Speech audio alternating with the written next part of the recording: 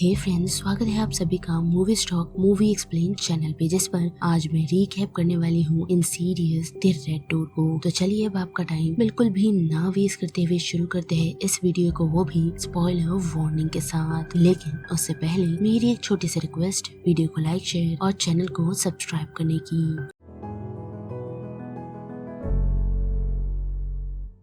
Film की शुरुआत हमें इंसीडियस पार्ट 2 2013 की एंड से दिखाई जाती है, जहां हमने देखा था जॉश और डेल्टन की मेमोरीज को इरेज किया जा रहा है। और फिर ये कहानी हमें 9 साल बाद की दिखाई जाती है, जहां हम देख पाते हैं कि जॉश की मॉम की डेथ हो चुकी है और सभी लोग फ्यूनरल अटेंड करने के लिए पहुंचे हुए हैं। जिस फ्यूनरल के दौरान हमें ये पता चलता है कि रैनी और जॉश अब अलग अलग हो चुके हैं, वो भी जॉश के अक्सर बदलते व्यवहार के कारण, क्योंकि वो अपने बच्चों के साथ कोप अप यानी कि उनसे ज्यादा घुल मिल नहीं पा रहा। लेकिन फिर भी रैनी जॉश को उसकी स्कूल छोड़ने जाने के लिए उसे कहती है, जिसके लिए वो मान जाता है। और जैसे ही वो वहाँ से निकल रहा होता है तो उसकी मुलाकात उनके थेरेपिस्ट से होती है, जिसने उनकी मेमोरीज को वाइप आउट किया था। जो उससे बातचीत तो करता है, लेकिन जॉश को ये याद नहीं कि वो शख्स कौन है। साथ ही हम ये भी नोटिस कर पाते हैं कि जब जॉश अपने बेटे डेल्टन से मैसेज पर बातचीत कर रहा होता है उसे पिक करने की,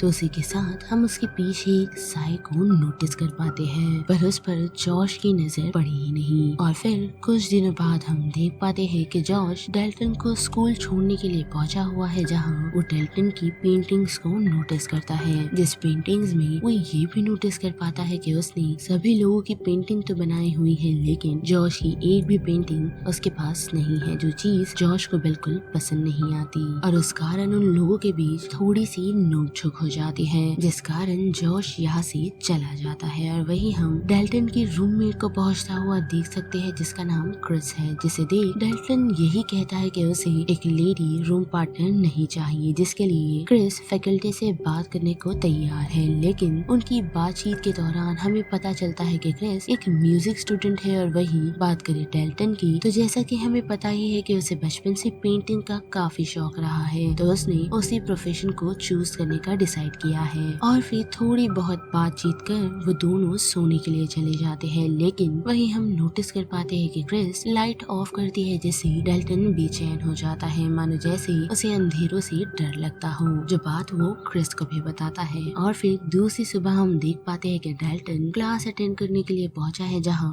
उनकी क्लास टीचर ने उन्हें एक पेंटिंग बनाने के लिए कहा है, वो भी अपने मन के नजरिए से, यानी कि जो भी उन लोगों को फील हो रहा है उन्हें उस चीज को पेंट करना है। और ये सुनते ही डेल्टन पेंटिंग स्टार्ट करता है, और उसकी पेंटिंग खत्म होते ही हम नोटिस कर पाते हैं कि उसने उसी रेड डोर को बनाया है, जैसे उसने बचपन में अपने डैड के साथ पार किया था। और जैसे ही डेल्टन की वो पेंटिंग खत्म होती है, तो उस डोर में से किसी एंटिटी का हाथ निकल डेल्टन का हाथ पकड़ लेता है, जिस कारण डेल्टन का हाथ ब्लीड करने लगता है और उसकी पेंटिंग पर लग जाता है। जो सारी चीजें हम नोटिस कर पाते हैं कि जॉश भी महसूस कर रहा है, जिस कारण अब वो अपना चेकअप करवाने के लिए एक डॉक्टर के पास आ पहुंचा है, जिसने उसे एमआरआई के लिए सजेस्ट किया है और उसे मशीन में भी डाला जाता है। लेकिन मशीन में जाते ही अचानक मशीन रुक जाती है और वो खुद की तरफ बढ़ते हुए एक एंटिटी को देख सकता है, जिससे वो काफी घबरा जाता है। और डॉक्टर वहाँ पहुँच उसे उस एमआरआई मशीन से बाहर निकालते हैं। साथ ही उसे ये भी बताया जाता है कि मशीन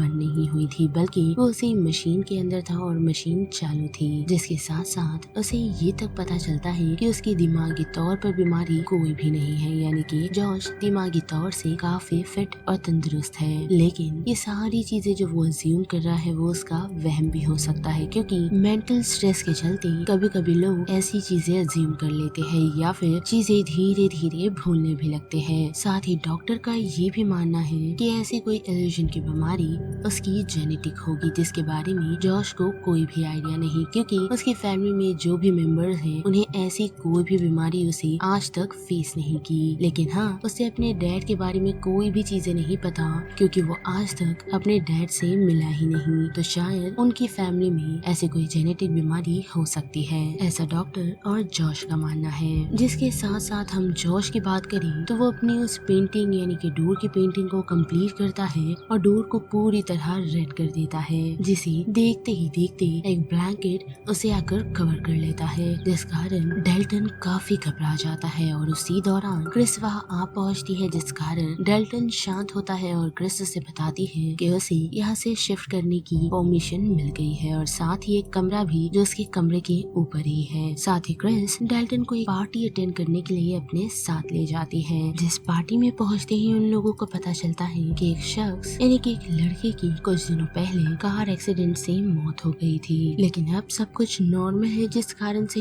वो सभी मिल सेलिब्रेट कर रहे हैं। इसके बाद क्रिस और डेल्टन निकल ऊपर के कमरे की तरफ आते हैं, जहाँ क्रिस अल्कोहल ढूंढती हुई पहुंची है। साथ ही डेल्टन को उस कमरे में एक शख्स नजर आता है जो बाथरूम में बैठ रो रहा है और जैसे ही डेल्टन उसे आवाज लगाता है तो वो शख्स उसकी तरफ मुड़ दरवाजा बंद करने के लिए कहता है, जिससे डेल्टन काफी घबरा जाता है और उस कमरे के बेड के नीचे छुप जाता है। लेकिन फिर क्रिस के नजर आने पर वो उस बेड से निकलने का डिसाइड करता है, जहां उसे फिर से वही लड़का नजर आता है जो उस पर वॉमिट कर देता है और उससे डेल्टन घबराया हुआ है और उसी मौके पर फिर क्रिस आ पहुंचती है जो उसे शांत करती है और ये बताती है कि वहाँ कोई भी नहीं है। जिसके बाद वो दोनों उस पार्टी से निकल वापस घर की तरफ आ जाते हैं, लेकिन रास्ते में डेल्टन ने किसी भी बारे में क्रिस को नहीं बताया और घर जाते ही डेल्टन फिर से अपनी उसी पेंटिंग पर काम करता है, जिसे पेंट करते करते उसकी आंख लग जाती है, जिस कारण वो खुद को फिर से दूसरी दुनिया में पाता है, जैसा कि हमने ठीक इसके पहले और दूसरे पार्ट में देखा है। जी हाँ, अगर आप सभी को याद होगा तो डेल्टन और जॉश एस्ट्रल प्रोजेक्शन कर सकते हैं, जिसकी मदद से वो आत्माओं की दुनिया में जाते हैं और उनसे कांटेक्ट भी कर सकते हैं। वेल तो बढ़िए फिर से डेल्टन की तरफ तो उसे खुद की बॉडी को सोता दे काफी ही अजीब लग रहा है, लेकिन उसे थोड़ा थोड़ा समझ आ चुका है, जिस कारण वो यहाँ से निकल सीधा क्रिस के कमरे में जाकर उसके म्यूजिक इंस्ट्रूमेंट को बजाता है, जिससे क्रिस की आँख खुल जाती है और उसे घबराकर जॉश फिर से अपने कमरे में लौट आता है। लेकिन लौटते हुए हम देख पाते हैं कि डेल्टन के पीछे कोई मॉन्स्टर लगा हुआ था और साथ ही क्रिस भी उसके पास पहुंच चुकी है, क्योंकि उसे पता है कि उसका इंस्ट्रूमेंट इस तरीके से और कोई नहीं बल्कि डेल्टन बजाता है, जिस कारण अब डेल्टन उसे सारी चीजें बता देता है, वो भी माइकल के घर हुई पार्टी में भी और साथ ही जो अभी उसके साथ हुआ है। पर साथ ही डेल्टन ने क्रिस को उसकी पेंटिंग भी दिखाई है, जिस पेंटिंग में क्रिस को एक मॉन्स्टर नजर आ रहा है। और वही बात करे जॉश की तो वो अपनी फैमिली की फोटोज को देख रहा है, मानो जैसे वो उन्हें भूल न जाए। जिस पेंटिंग को देखते हुए हम नोटिस कर पाते हैं कि कोई परछाई उसे देख रही है और उसका ध्यान भटकने पर वो परछाई उस पर हमला कर देती है, जिससे बचते हुए जॉश सीधा अपने कमरे की तरफ बढ़ता है, जहाँ वो मॉन्स्टर उसे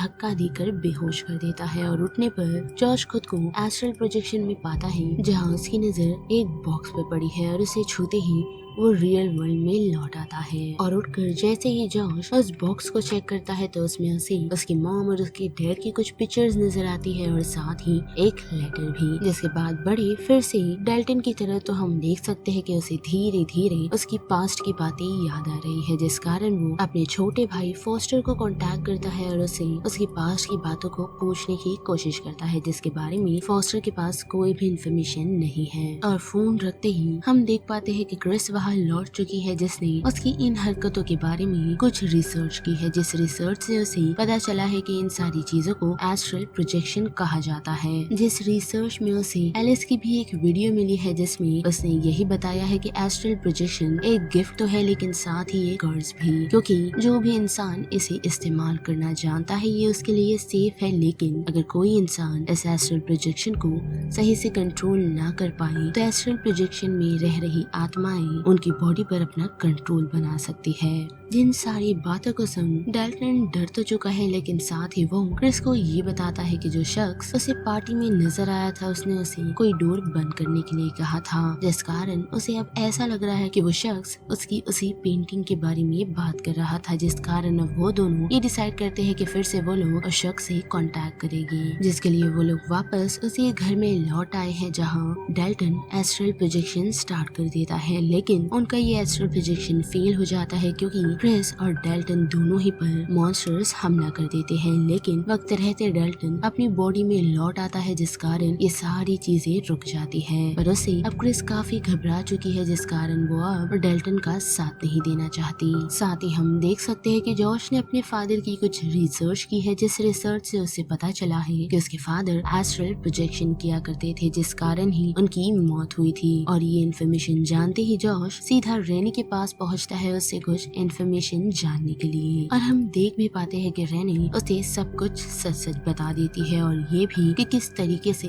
जॉश ने एक आत्मा के कंट्रोल में आकर उनकी फैमिली को मारने की कोशिश की जिस कारण ही उसने उससे डिवोर्स लिया और तब से ही वो दोनों अलग अलग रह रहे हैं। लेकिन इतना ही नहीं बल्कि जॉश रेनी को ये भी बताता है कि अक्सर उसे उसके फादर नजर आ रहे हैं, यानी कि आजकल जो छवि उसे नजर आती है वो और किसी की नहीं बल्कि उसी के फादर की है, मानो जैसे वो उसे कुछ कहना चाह रहे हो। और बड़े फिर से डेल्टन की तरफ तो हम देख सकते हैं कि डेल्टन को कुछ याद आया है जिस कारण उसने अपनी पेंटिंग कंप्लीट कर ली है। जो फोटो उसने अपने छोटे भाई फॉस्टर को भेजी है और वो फोटो लेकर फॉस्टर अपने पेरेंट्स के पास पहुंचता है जिस पिक्चर में वो लोग ये नोटिस कर पाते हैं कि जॉश एक इविल अवतार में उसी रेड डोर के पास खड़ा है, यानी कि डेल्टन को उनकी बचपन की सारी बातें याद आ गई है जिस कारण अब वो उसी पेंटिंग को घूरता हुआ बैठा है और उसे उसके फादर की पेंटिंग से एक हथौड़ा निकलता हुआ नजर आता है जिसे छूते ही वो अपने बचपन के बेसमेंट में आ पहुंचता है जिस समय जॉश यानी कि पार्कर उनकी फैमिली को मारने के लिए पहुंचा था जिसे रोकने का जिम्मा डेल्टन ने लिया था, वो भी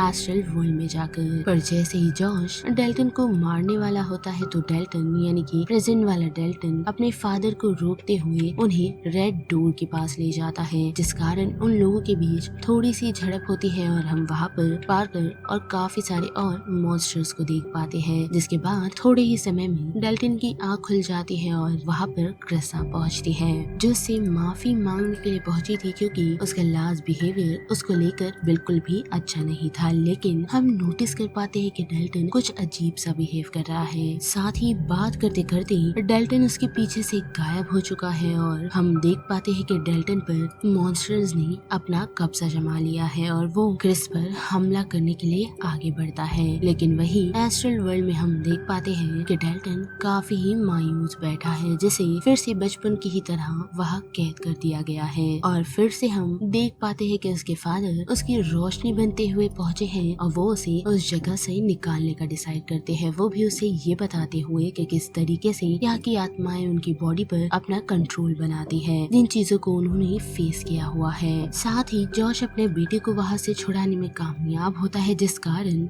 रियल वर्ल्ड में जॉश बेहोश हो जाता है। पर अभी भी काफी सारे मॉन्स्टर वहाँ मौजूद हैं जो क्रिस के पीछे लगे हुए हैं। लेकिन वही एस्ट्रल वर्ल्ड में हम देख पाते हैं कि काफी बचते हुए जॉश और डेल्टन रेड डोर की तरफ पहुँचते हैं जिसकी तरफ पहुँचते हुए हम उसी बचपन वाले डेल्टन के मॉन्स्टर को नोटिस कर पाते हैं जिसने उसका पीछा आज तक नहीं छोड़ा। और वक्त रहते वो लोग उस रेड डोर को पार करने में कामयाब तो होते हैं लेकिन उस डोर को कवर करने के लिए यहाँ उन दोनों में से एक को रुकना होगा। और जॉश ये जिम्मा अपने सर लेता है और जल्द से जल्द डेल्टन को वापस रियल वर्ल्ड में पहुंचने के लिए कहता है ताकि वो क्रिस की जान बचा पाए और वहाँ मौजूदा सारे डीमंस को खत्म कर पाए। और अपनी डैड की बात मान डेल्टन वापस रियल वर्ल्ड में आ पहुंचता है जहाँ ऑलमोस्ट सारे डीमंस ने उसकी बॉडी पर अपना कंट्रोल बनाया हुआ था और क्रिस किसी न किसी तरीके से डेल्टन को बचाने की कोशिश कर रही थी। लेकिन वक्त रहते डेल्टन लौट आया है, यानी कि उसे होश आ चुका है जिस कारण वह सारे मौजूदा डीमंस गायब हो जाते हैं। पर अभी भी हम देख पाते हैं कि जॉश उसी डोर को कवर किए हुए है जिसमें